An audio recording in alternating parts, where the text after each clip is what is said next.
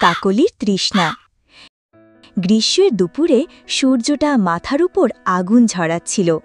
কাকলি নামের একটি ছোট কাক আকাশে উড়ছিল, তার গলা শুকিয়ে কাঠ। সে অনেকক্ষণ ধরে জলের খোঁজে উড়ছিল। হঠাৎ তার চোখ পড়ল নিচে, এক শুকনো মাঠে একটি পুরনো মাটির কলস। তার মনে আশার আলো জ্বলে উঠল, হয়তো সেখানে একটু জল থাকতে পারে।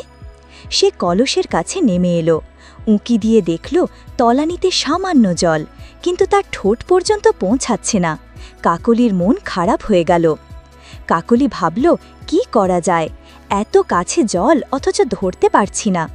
সে চারপাশে তাকালো, কোনো উপায় খুঁজে বের করার চেষ্টা করল।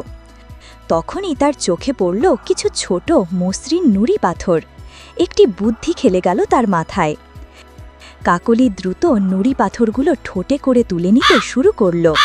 একটি করে পাথর তুলে সে কলসের দিকে এগিয়ে গেল।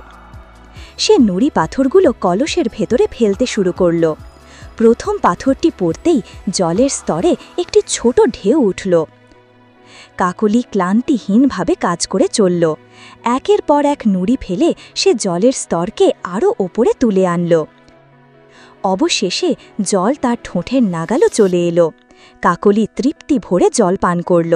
আহা, কি শান্তি! তৃষ্ণা মিটিয়ে কাকলি খুশি মনে উড়াল দিল। তার বুদ্ধি আর পরিশ্রমের কথা মনে করে সে গর্বিত বোধ করল।